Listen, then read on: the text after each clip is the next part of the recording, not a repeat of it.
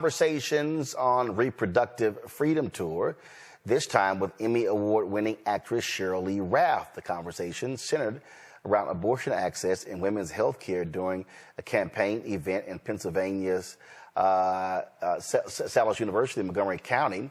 Ralph tells the story of how she almost lost her son 30 years ago. 2 children, son and a daughter, Etienne and Ivy. And when my son was born, it almost didn't happen. I had lost my amniotic fluid. And most of us know in here, that's the fluid that surrounds the baby in the womb. I had lost it all. And I was about ready to have what they called a dry birth, which is complicated. My God, I haven't thought about this, which is complicated, and the survival of the child is, wow. So I was in a moment where I was so close to birth and death at the same time. And this doctor says to me, you have one chance right now for a viable delivery. I'm listening to this as I'm trying to deliver my child.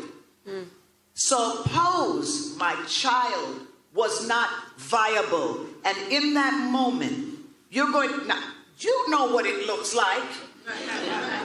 In that moment, if that doctor were to deliver and excavate the child from my womb, they would have gone to prison. These are the kind of things we have got to think about. That happened to me. But that was 30 years ago. I had more rights 30 years ago. Vice President Harris warned the crowd that abortion restrictions in more than a dozen states could spread nationwide if Republican candidate Donald Trump is elected again, and more women could be affected by the overturning of Roe v. Wade, which took place 2 years ago. Ralph and Harris both say it's time to trust that women can make the best decisions about their bodies. And when we talk about freedom, why is it that we are still having to have a conversation over and over and over again about how important it is to trust women?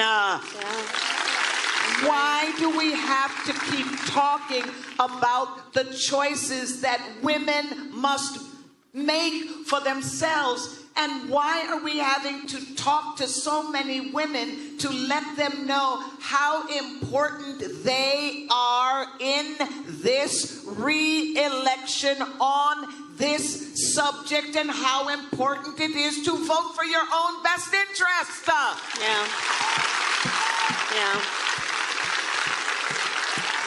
So here's what I would say. I often paraphrase, I think it's such a lovely, important saying from Coretta Scott King. And she famously said, the fight for civil rights, and you can insert there the fight for equality and freedom, must be fought and won with each generation. And when she said that, I think she had 2 points in mind. One is that it is the nature of these fights that whatever we gain will not be permanent. It's the nature of it. Therefore, the second point, we must be vigilant and not be overwhelmed when these moments happen, because the nature of it, the very nature of it, is we must be vigilant to hold on to these rights. You know, Kelly, when you look at these mainstream channels and these polls, and they talk about, oh my goodness, Vice President Harris is such a drag on the ticket. The reality is, I would counter that. I think if the Biden administration, the Biden campaign was smart, they would be putting her on the road a hell of a lot more. Not just, because she's having her economic empowerment tour. This is about reproductive rights. but they should be expanding what she's talking about. And the bottom line is, look, we know Biden is not doing as many events as possible. I would have her on the road multiple days a week.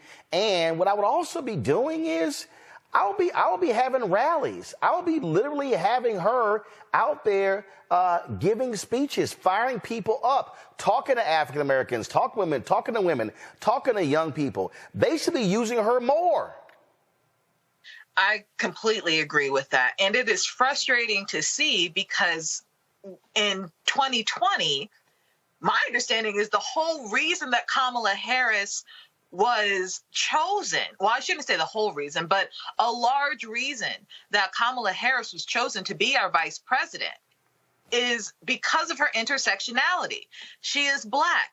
She is of South Asian descent. She is a woman. She is married. Like, she has so many lanes that cross through her to the point where she is so identifiable with everybody. She has a place in everybody's mind because there is something about her that everybody can relate to. And it is frustrating to me as a comms person to see such a rare jewel in comms not be utilized as much as she could be. For whatever reason, I'm not in the Biden camp. I don't know why, but if this election is as vital and as crucial as everybody is touting it out to be, if we really have to vote to save our democracy again, vote to save our lives again, why don't we use who we have, in my opinion, for the first time? Because she wasn't really utilized on the trail last time either. At least do it right this time so that we can have something to relate to, so that we can have something to fight for as opposed to simply vote against. Well, I mean, obviously, I think last time you had COVID. And so, I mean, I remember, my goodness, being on the campaign trail in 2020, and, you know, you're out there and we're having these outdoor rallies and things along those lines. But again, to me, I think when you see these conversations, when she's paired with a Sheryl Lee Ralph, when you have folks like that, to me, you do more of that. Matt, you make that more interesting. You make it more engaging, because it's about touching the people. It's about being where they are. And I would dare say, look, I was there on Monday when she was in Detroit, and one of the things that they did, and I understand why they do it this way, but also I think it's a mistake. So, for instance, they had the main event, okay, which is the Charles Wright Museum. Then she did some interviews afterwards. Then she met with some pastoral leaders and community leaders. Well, media wasn't in there. Well, we should have been in there.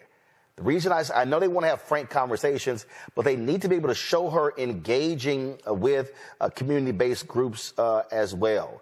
And I just think that it's smart politics to put her with regular, ordinary people as much as possible, to be having regular, ordinary conversations. And I get the economic empowerment to it, but frankly, I really think, I remember when I think Obama did one. I think he went to Southern, and there was a Q&A. Do the same with her. Give her an opportunity to be able to take some questions for people in the audience and have that. To me, that just makes more sense and better use of her skill set.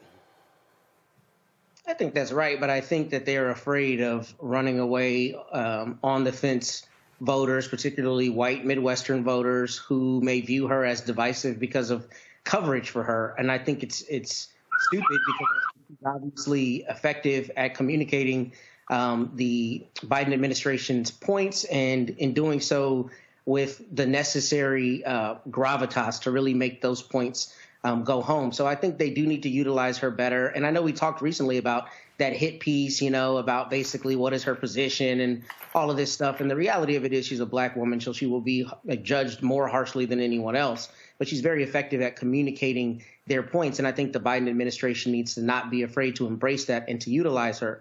But I think one thing we have to talk about with this story in particular is before we came on the air today, I read a story that the Texas Supreme Court just issued an opinion today, 21-page opinion, where they said a woman who had paid her doctor to perform a tubal ligation where the doctor did not actually perform it and she had a baby was not entitled to emotional damages, mental anguish damages, and all of that because the Texas Supreme Court said a baby is a blessing and not an injury by virtue of the fact that she did not get the reproductive right, that she had paid for with her doctor.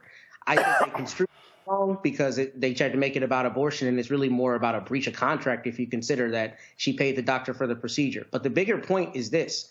Women across this country and anybody with their eyes open should be concerned about the fact that courts and politicians are eroding our rights in front of our very eyes. And I think right now it is the time for the Biden administration to run full speed ahead to not only talk to its own base, but to run to those other voters who are on the fence and who don't like Donald Trump and who don't like the Republicans to say this is an attack on your decision about your own body. Even if you don't agree with people's decision, you should agree that they have the right to make the decision. And I think the Biden-Harris administration needs to be beating that drum very, very, very strongly, because if you notice, the Republicans, and particularly Mr. Trump, does not have a strong position on this. He keeps deferring to the states should have their own ability to choose. And I think that's because they know that that is no longer the feather in their cap. So I think the Biden administration needs to leverage that in its messaging and put her out there in the forefront. Well, look, Michael, I said last year, and I still say it, that part of this issue is being on what I call an education and enlightenment tour. That's one of the things right. that needs to be happening, and I'm glad to see these here again. I mean, this right here is. I remember we were in Jackson, Mississippi, in 2020, and it was nothing but being in mass parking lots, and people were staying in cars. They couldn't get out. COVID was impacting all of that. And so it was just a totally different feel, if you will, in terms of campaigning than what we're seeing actually happen right now. But I absolutely think that she was in Detroit Monday. Detroit, right. Then, of course, in Pennsylvania today. Also, to taking advantage of the weekends. You have to have messengers. You have to have messengers who are talking about the message. And the message can't just be abortion. It can't be. And so I think, again, utilizing her, and what's interesting to me is I don't even understand why the campaign is not even using surrogates in a much more aggressive way. I'll be honest with you. I'm going to tell you straight up right now. I have not gotten a single email or a text message from the campaign saying, hey, we would like for somebody to come on. Mm-hmm. I haven't even, they have a director of African-American media. I saw the announcement when she got hired. I've never even heard from her. And I'm sitting here going, it's May. If they are trying to run the 2020 campaign, they're going to lose. You can't. We're living in the cycles have moved so fast that how you run has to totally change. And I'm just not quite. And I see when they have Mitch Landrieu, and I see when they have the press secretary, the deputy press secretary on CNN and on CBS and ABC. But I'm like, y'all better be sending out a hell of a lot more messengers on a more frequent basis, because this idea of, well, the summer doldrum, we could just, June, July, conventions in August, we could start up in September. You're shortening your runway. And when you shorten your runway, you're running out of days. Right now, they have to be hitting people to go, oh, they've done that, they're going to fight for this, and this is what they want to accomplish over the next 4 years. Then you got to convince those people they're not registered to register. Then you got to get those people who are registered to then vote. You can't go from just, hey, vote, vote, vote, if you're not even registered right now. Then you got to sit there and fight the temptation of the couch from folks who say, I don't think you've done enough. To me, that means using her in a much more effective way. Yeah, I agree with you on some of that there. What's happening, the economic empowerment tour is brilliant. I hope that continues. I saw it in part of it in Atlanta. I saw a lot of it here in Detroit. The women's reproductive rights, because this is even more than just abortion. It's dealing with women's reproductive rights. That campaign, those interactions with people like Sheryl Lee Ralph are extremely important as well. I think the Biden-Harris campaign has to understand you can't deal with the traditional timeline of a campaign. Okay, whereas the campaigns don't peak in May. We all know that. But I think because of so many people don't like either Biden or Trump, at least at this point, and then you have more interest in third-party candidates, you have to really drive home the fact now of what has been accomplished. This is something I've talked about a lot on this show, especially with, for instance, the $1.9 trillion American Rescue Plan, which saved the economy. And no Republicans in the House or the Senate voted for the bill. And the reason why it's so important to talk about what you accomplished is that bill passed in March 2021. Well, people just lump that in with what got accomplished with the two coronavirus bills, COVID-19 bills under Trump. They don't make a distinction. But it was Democrats that wrote the bill and Democrats only that voted for the bill. The other thing that has to happen is you have to call out Republican obstructionists. It was when we talk about the George Floyd Justice and Policing Act, all these George Floyd Justice Policing Act, but also the John Lewis Voting Rights Act especially. All these black people said they wanted this, right? The John Lewis Voting Rights Act. No Republicans in the House or the Senate voted for the John Lewis Voting Rights Act. But they want to blame Biden for not getting passed. No, focus on those Republican senators, because it did pass the House of Representatives. It was only Democrats that voted for it. Focus on those 50 Republican senators, especially the 16 Republican sitting senators that voted to reauthorize the 1965 Voting Rights Act in 2006, but all 50 voted against it in 2021. So it's putting all this together. And Quentin Fulks and others from the Biden-Harris campaign should definitely come on. Roland Martin Unfiltered. This is black-owned media. Don't run from black-owned media. But I think, yes, things are going to ramp up. But I think they should be in fuller, more aggressive right now. Yeah. Even though it's May, more aggressive right now. Don't wait till after Labor Day to really get aggressive. The runway shortens. That means you have fewer days. And so that's what they should be doing right now. So we'll see. But I'm like, y'all might want to get a move on it. Now, if you like this type of information, you can support the African History Network a few ways. Be sure to register for the online history classes that I teach on Saturdays. Ancient Kemet, the Moors, and the Ma'afa, Understand the Transatlantic Slave Trade, what they didn't teach you in school. Visit our website, AfricanHistoryNetwork.com, AfricanHistoryNetwork.com. We deal with thousands of years of history and what leads up to the transatlantic slave trade taking place. This is a 10-week class. We're doing more than 2 weeks this time around. Next classes are Saturday, May 4th, Saturday, May 11th, Saturday, May 18th, and Saturday, May 25th, 2024, 2 p.m. Eastern Standard Time. Click right here to register here for the class. The class is on sale $60, regularly $130. We do the sessions live. All the sessions are archived and recorded. You can go back and watch it any time. So a year from now, 2 years from now, you can still watch the entire course. We have the lesson plan here for the entire course also already laid out, so you can look at the content that we cover. We deal with 80 to 100 articles. And I put together this class. I've been teaching this class on and off since 2017. Okay. I've been studying history 34 years now, do lectures across the country, been hosting the African History Network show 14 years. But we look at, there's over 200 slides that I put together, 80 to 100 articles that we'll go through and look at. The 15 books that we reference. You don't have to buy any of these books to follow along in class. I'll show you excerpts of the books on the screen usually. And we look at video clips of interviews I've done with historians like Professor James Small, Professor Kabahai Wapakamane, Anthony Browder, who wrote Nile Valley Contributions to Civilization, which is one of the books we use in the class, Runoko Rashidi, who wrote Black Star, The African Presence in Early Europe, which is another book that we use in the class, okay?